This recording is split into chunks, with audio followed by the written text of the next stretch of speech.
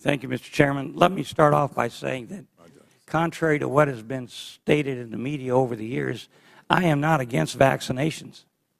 I believe that vaccinations have a very important place in our society and have given us one of the best health regimens in the history of mankind. People live longer and live better and have less disease because we have vaccinations. What we have always opposed is putting toxic chemicals or metals in the vaccinations.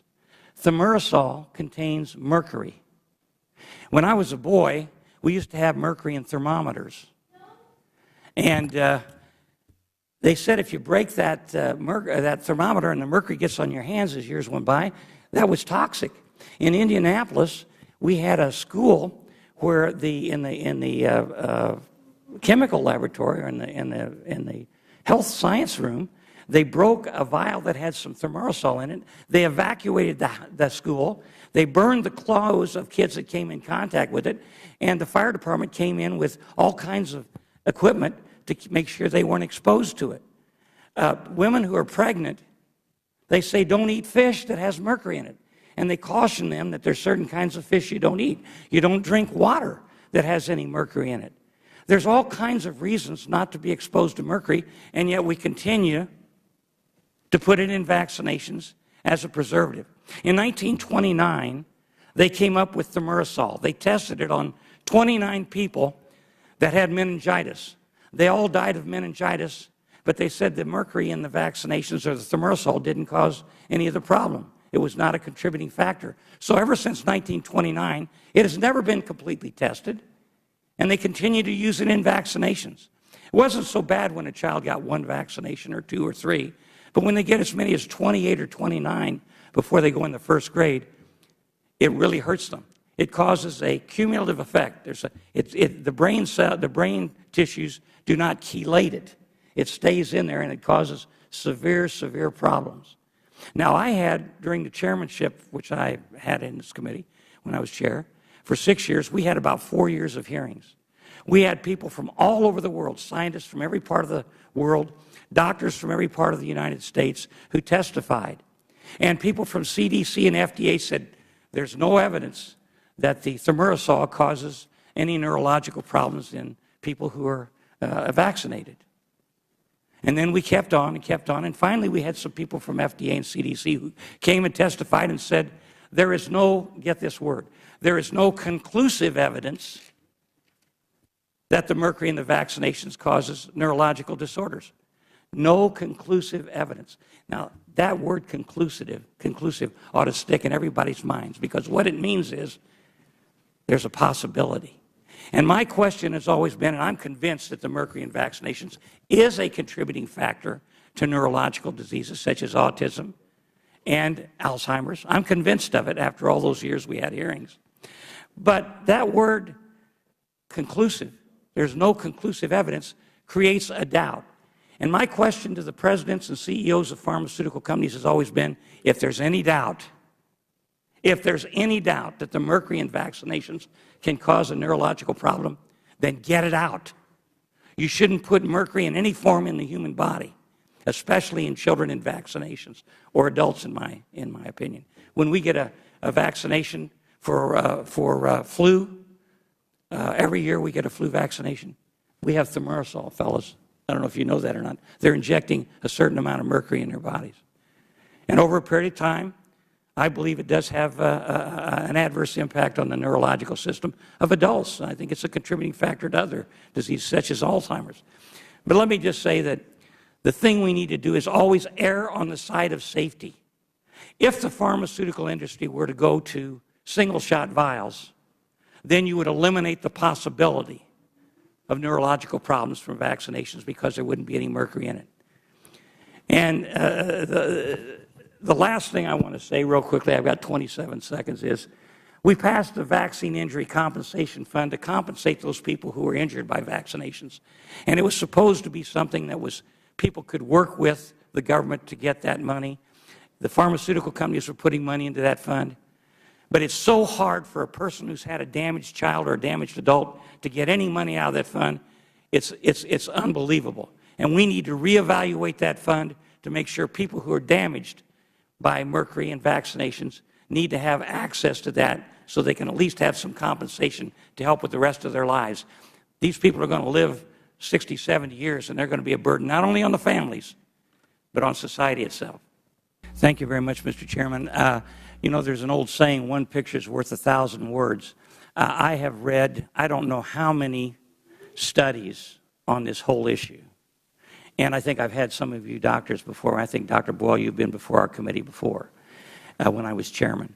And I have great respect for you and for the FDA and HHS. I think you do a great job. But sometimes I think maybe outside influences have too great an impact on the scientific research that's necessary to find cures for major problems. Now, we've gone from 1 in 10,000 children known to be autistic to 1 in 88. It is worse than an epidemic. It is an absolute disaster.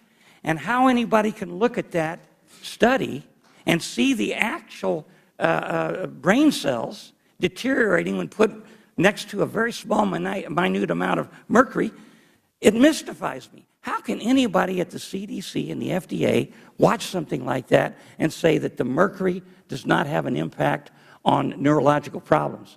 Now, granted, it may be from other things besides vaccinations, but vaccinations that contain mercury should not, under any circumstances, be injected into any human being, especially children who have a very fragile immune system. And children get as many as 28 or 30 shots before they go to the first grade. My grandson got 9 shots in 1 day, and it turned him into a horrible situation that banging his head against the wall, couldn't go to the bathroom, all kinds of things. And these people will tell you all about that. And so all I would pray to you, beg you to go back to FDA and HHS and say, come on, let's get with it. There may be other causes, but let's get mercury out of all vaccinations, which is a contributing factor. If you do that, and you can go to single-shot vials that cost, what, a penny, 2 cents a piece, it won't hurt anything. And I don't mind if the pharmaceutical companies get legislation passed here that protects them from class action lawsuits, as long as they help the Vaccine Injury Compensation Fund and get mercury out of these vaccinations. Please, I'm leaving. I'm not going to be here anymore. You won't have to watch me up here anymore. But please go back and work on it, will you? Thank you. I thank the gentleman. We now recognize the gentlelady from the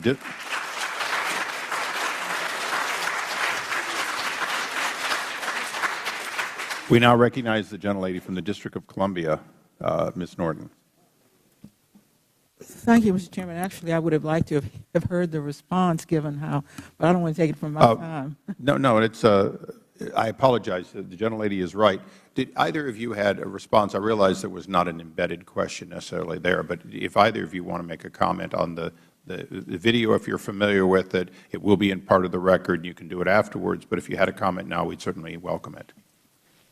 Well, I'd be happy to make a comment about the vaccines themselves. So since 2001, thimerosal has been removed from all vaccines given to children, with the exception of the multiple. Please, you know, we said that the record will remain open for all comments, including ones you may want to make as a result of this. So you will have an opportunity to voice yourself completely. Please, Dr. Boyle. I'm going to say with the exception of the multi-vial flu vaccine.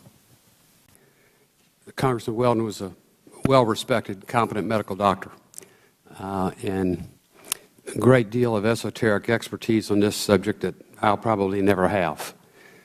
But I gleaned from him some certainty that he felt thimerosal in vaccinations definitely was a contributing factor to autism. And I read not very long ago an article that had said until the wonderful people like us introduced vaccinations to Africa, the African children basically were autism-free. They never heard of autism, never had a case of down. Are you familiar with that? Have you ever heard that before? Okay.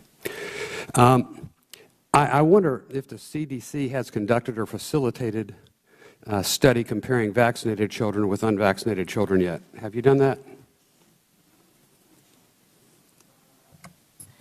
We have actually done a number of studies looking at the relationship between thimerosal vaccines and autism and other developmental disabilities. And there have been, since actually over the last decade, there have been numerous studies looking at the relationship between vaccines and aspects. That the CDC conducted?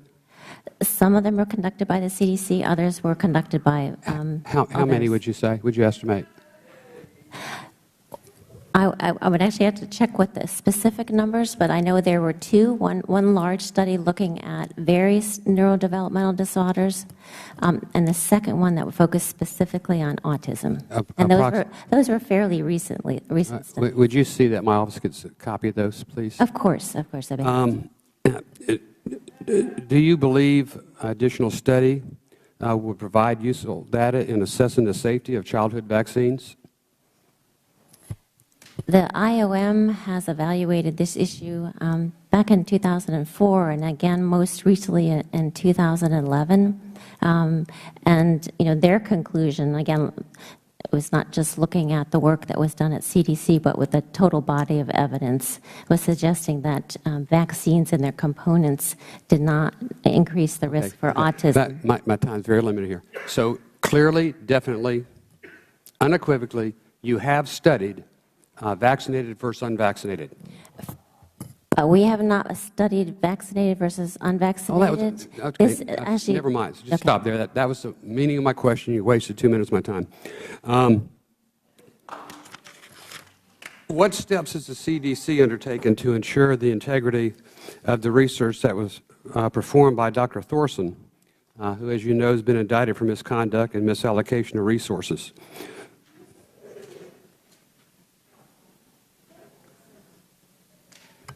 So Dr. Thorson, who was a co-investigator on a couple of studies that came out on autism, was really just one investigator. And that body of evidence related to vaccines and autism. All right. Have you gone back to validate the variety of studies he participated in? I mean, this guy is a humongous scumbag, one of the most wanted men on earth, and you relied upon him for data to determine whether thimerosal had a negative effect? So two studies don't conclude a body of work. The body of work that's relating vaccines to autism is a large collection of studies. You told me you only had 2 studies relating to vaccines, vaccinated and unvaccinated, so you must figure 2 studies must have some weight. Running out of time quickly here. You mentioned that you only have thimerosal in multivial. Why is that? I was actually going to get that information for the committee. Okay. Because I would think if they only have it in multivial, if they eliminated having it in all the other vials, there was a reason. There is definitely a reason, so I was going to clarify that. Yeah. There are single-dose vials and multi-dose vials. And they took it all out of everything but the multi-dose vials. That's correct. Okay. How many multi-dose vials are there? That I can provide you that information. Okay. I've seen a chart that ranks the longevity of the 30 nations with the best mortality rates in the world, starting with Iceland, Sweden, Singapore, and on down. We didn't even make the top 30. We're the 34th. And ironically, we require more vaccinations than any other country that's healthier, has a less mortality rate than us. Do you see any correlation whatsoever, either one of you, to the 34th worst mortality rate and the most vaccinations to the ones with the least required vaccinations and the lowest mortality rate? They also have children that, past age 20 in those countries, too.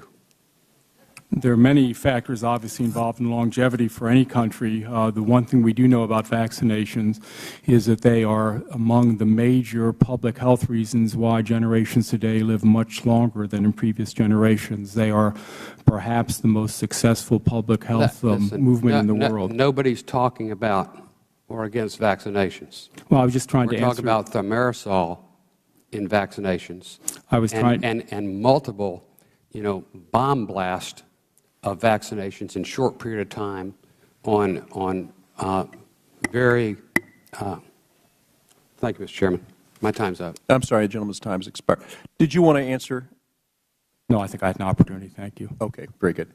Thank you, and thank you for calling this hearing. Autism is becoming a growing epidemic in the United States, and it definitely needs to be addressed. And I want to compliment, really, Congressman Burton for his leadership. He's not here now. I think is he here?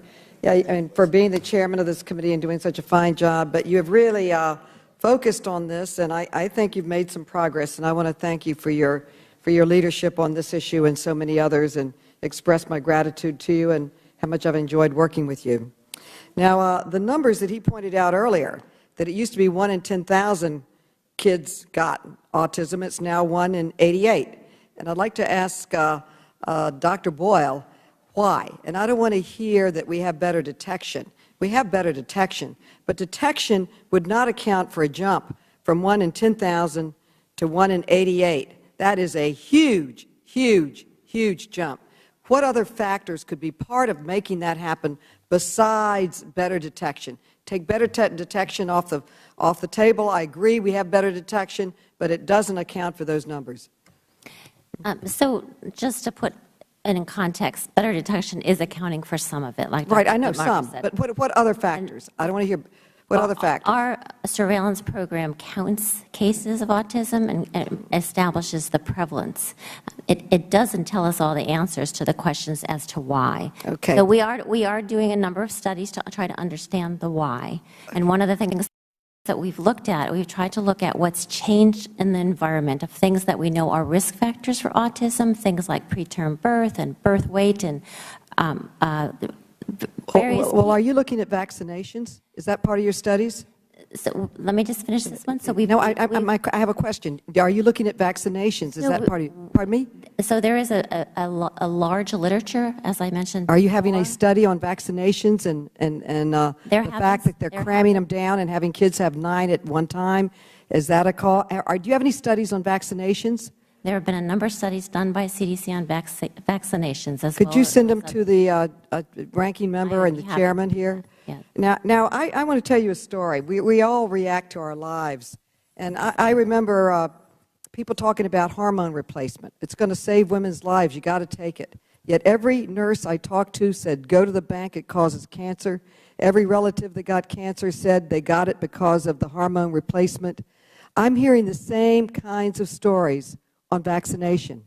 I must have had 50 different parents write me or come to me and say I had a healthy child, yet then they had 10, 9, 6 vaccinations at one time, and that child changed overnight and was knocking their head on the wall, and it was a changed child.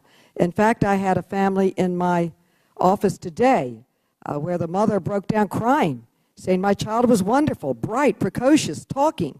She took those vaccinations, and the child became very incredibly sick and has never recovered. So I'm interested in any studies on vaccinations and trying to understand that. Now, it used to be that you'd go and get a vaccination. My child never got more than 3 at a time. And in the state of New York, children are recommended to get 6 shots every 2 months throughout the first year of a child. And my question is, why does the schedule of these vaccinations require a child to receive so many shots in such a short period of time?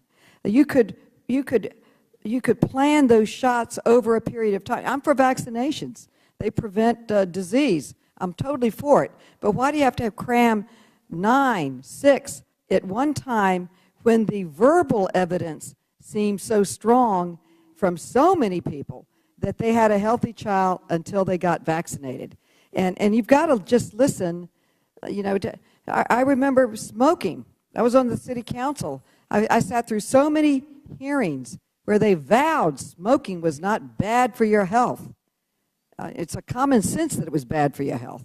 Then finally, the Surgeon General said it was bad for your health. The same thing seems to be here with the vaccinations. There's too much verbal evidence coming from parents where they break down. I had a normal child. I gave him a vaccination, and then they came down with autism. So it seems to me we should. I'd start spacing it out. Why do we have to have 9 vaccinations, vaccinations every 2 months. Why can't we do it over 2 or 3 years and space it and wait for the scientific evidence or whatever?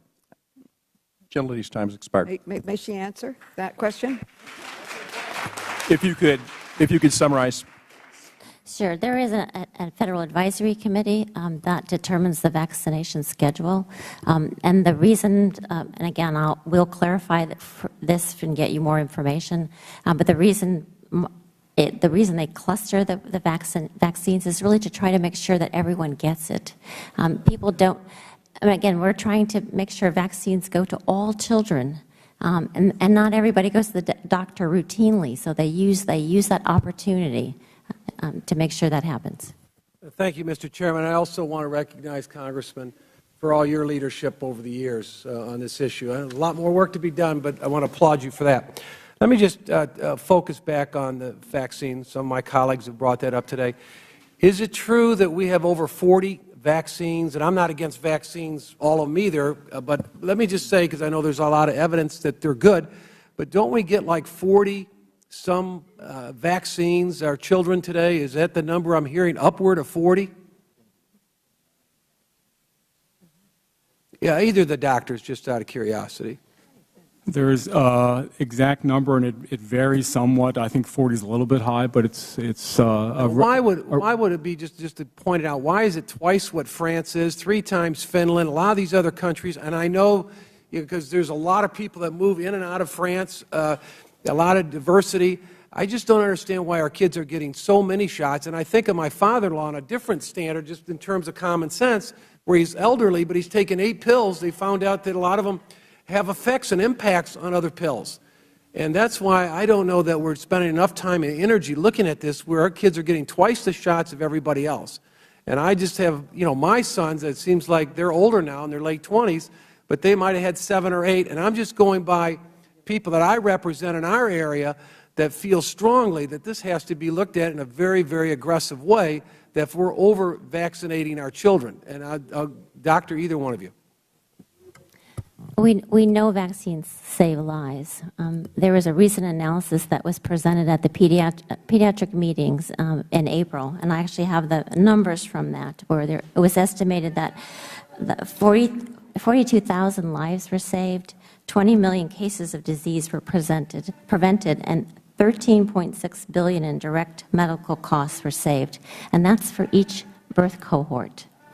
Again, there are complexities in terms of the schedule, there are complexities in terms of the types of vaccines, and this is all carefully thought out by an advisory committee that oversees this process. Have they looked at the impact that and I'm not a chemist or anything, but when you put all these drugs or vaccines into children, the impact that these various vaccines might be having, combinations? I mean, here's what I get back to. We've got in 2005, according to Autism, it was 1 in 166 children. Today, it's 1 in 88. We brought that up a couple of times. Boys, it's 1 in 54. They're saying 40 years ago, whether it's true or not, this is what they're saying. I'd be interested in your thoughts. It's up 1,000%. So when you look at 40 years ago, maybe we got 6 shots. Now we're getting 40 shots. Is there possibility of any correlation? Either of you. I mentioned earlier, I mentioned earlier that there is a body of evidence now, it's accumulated over the last 10 years, looking at the relationship between vaccines and autism. And that was evaluated in 2004, again very recently in 2011, which didn't support an association between vaccines and autism from a population perspective. Doctor, do you have anything to add to that? I would agree. That's correct. Let me ask you the other thing. They're saying that the person in their lifetime, the care cost is $2.3 million. Do you agree with that number for autism? That's the number I got. I don't have a specific number. I'd be happy to provide additional information for the record on. But I think it's $2.3 million, and they say that it costs the country. I didn't realize it was to this magnitude, $137 billion a year in annual cost this country for care of autism. Do you agree with that number? Either of you? Again, I would not have the data to agree or disagree. I know that it's a high number. Okay, well, I just want to let you know, we've got to spend more time and resources and fix this problem because it's obviously, it's out of control. Thank you. I yield back. Mr. Chairman. Thank you very much. You know, I'm just sitting here and I'm listening to all this. There's something wrong with this picture. There's something wrong. And, you know, the gentleman, I thought, asked some very good questions. As a matter of fact, the whole panel. When you've got this combination of shots, and you go from 1 in 10,000 to 1 in 88, it seems to me somebody would say, wait a minute, let's put the brakes on this, and at least let's try to figure out whether, if I'm giving a baby 9 shots in a day, whether that, I mean, how much impact that's having. I don't know how we, I mean, it just seems logical. I mean, if they gave me 9 shots, I would, you know, I don't know what that, and I know you said there's a body of evidence with regard to vaccines. Mr. Chairman, I don't know where we go from here, but I mean, it just seems to me somebody ought to say, wait a minute, let's put some brakes on this, and not saying don't deal with vaccines, just look at, you know, whether the multiple shot situation is causing this. And I wish you could see the people behind you. They're grown men that have been crying behind you, and women crying. And it's just so I just hope that we can. You hear the frustration coming from here, and I'm just sitting here and I'm just saying, wait a minute. It just seems like somebody would say, is there something? Maybe there is an issue here, and if we're going to err, let's err on the side of keeping children safe, even if we have to, you know, do a pause and give 1 shot a day. Thank you very much. I thank the gentleman for yielding. Good afternoon. I'm honored to be here to represent Safe Minds, grateful to the Chairman and to Congressman Burton for his terrific work, and I'm humbled by the opportunity to represent the community of autism families. I would like to enter into the record, we've collected testimonials in the last couple of days from over 300 autism families who wanted to attend the hearing but could not. And you can read their statements here. Without objection, so ordered. We will include that in the record. I wrote a book on autism. It argues that autism is a new condition. In 1935, Leo Kanner wrote this book. It's 537 pages long, not a whisper of autism in any of it. 3 years later, he saw the first child with autism, a family from Mississippi that came all the way up to visit him and he'd never seen a child like Donald Triplett before. In 1943, he wrote his famous paper in which he argued, since 1938, there have come to our attention a number of children whose condition differs so markedly and uniquely from anything reported so far that each case merits a detailed consideration of its fascinating peculiarities. Before 1930, the rate of autism in the world and in America was effectively 0. Today, nearly 70 years after Conner's paper, reported autism rates are 1 in 88. In New Jersey, 1 in 29 boys born in 2000 were diagnosed as autistic. What's going on? Why are so many American children sick? I think we have to face reality. We need to be clear. Autism is a public health crisis of historic proportions, worse than poliomyelitis. It's devastating a generation of children and their families. We need to face that reality. Autism is a national emergency. Could we skip to slide 5? There's a summary here of historical autism surveys in America. For a long time, we had low rates in America, about 1 in 10,000. Keep flipping. There we go. Then around 1990, something new and terrible happened to a generation of children. Autism rates didn't just rise, they multiplied. This escalation covered both full syndrome autism and the broader autism spectrum, including Asperger's. Some people claim this isn't real, that we're just doing better diagnosing. That's just wrong. If you read the old literature, the old surveys, they looked for everybody, and they couldn't find people. They didn't miss 99% of the children with autism. It's not hard to find a child with autism. It's obvious when they're autistic. The notion that we're just doing better diagnosing, even in the CDC studies, they're using the same methodology. So when you see those numbers rising, that's not because the methods are changing, it's because there are more cases. In the midst of this crisis, the federal agencies responsible for the health of our children have failed in their duty. CDC's negligence has led the way. Many of us believe CDC has actively covered up evidence surrounding autism's environmental causes. NIH, meanwhile, has received the lion's share of funding, money they've wasted on status quo research and gene studies. It's absurd to focus on genetic research in this crisis. There's no such thing as a genetic epidemic.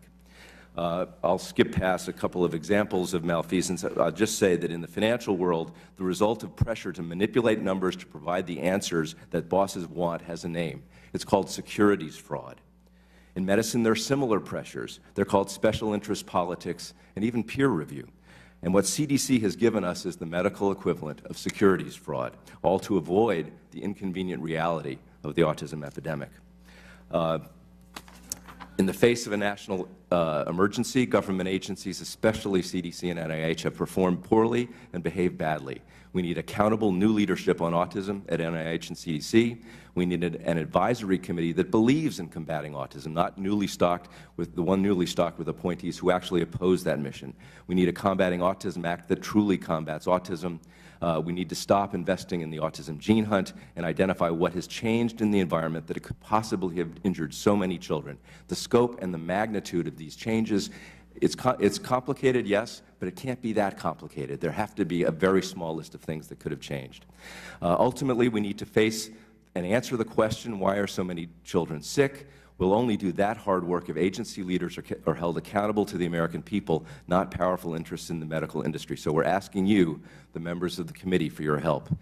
Please, let's not make this hearing a one-time episode. Please stay on the job in the next Congress. Root out the failures, the waste, the fraud, the negligence, and the abuse in these agencies that aren't doing their job. We need CDC and NIH to do their jobs, and they're not. There's a crisis. We need your help. Thanks very much for your time. Thank you, Mr. Speaker. I rise today on matters of research and scientific integrity. To begin with, I am absolutely, resolutely pro-vaccine. Advancements in medical immunization have saved countless lives and greatly benefited public health. That being said, it's troubling to me that in a recent Senate hearing on childhood vaccinations, it was never mentioned that our government has paid out over $3 billion through a vaccine injury compensation program for children who have been injured by vaccinations. Regardless of the subject matter, parents making decisions about their children's health deserve to have the best information available to them. They should be able to count on federal agencies to tell them the truth.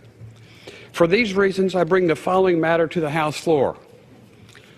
In August 2014, Dr. William Thompson, a senior scientist at the Centers for Disease Control and Prevention, worked with a whistleblower attorney to provide my office with documents related to a 2004 CDC study that examined the possibility of a relationship between mumps, measles, rubella vaccines, and autism. In a statement released in August 2014, Dr. Thompson stated, "I regret that my co-authors and I omitted statistically significant information in our 2004 article published in the Journal of Pediatrics." End quote. Mr. Speaker, I respectfully request the following excerpts from the statement written by Dr. Thompson be entered into the record. Now quoting Dr. Thompson. "My primary job duties while working in the immunization safety branch from 2000 to 2006 were to lead or co-lead 3 major vaccine safety studies. The MADDSP-MMR Autism Cases Control Study was being carried out in response to the Wakefield Lancet study that suggested an association between the MMR vaccine and an autism-like health outcome. There were several major concerns among scientists and consumer advocates outside the CDC in the fall of 2000 regarding the execution of the Verstraeten study. One of the important goals that was determined up front in the spring of 2001 before any of these studies started was to have all 3 protocols vetted outside the CDC prior to the start of the analyses so that consumer advocates could not claim that we were presenting analyses that suited our own goals and biases. We hypothesized that if we found statistically significant effects at either 18 or 36-month thresholds, we would conclude that vaccinating children early with MMR vaccine could lead to autism-like characteristics or features. We all met and finalized the study protocol and analysis plan. The goal was to not deviate from the analysis plan to avoid the debacle that occurred with the verstraeten thimerosal study published in Pediatrics in '03.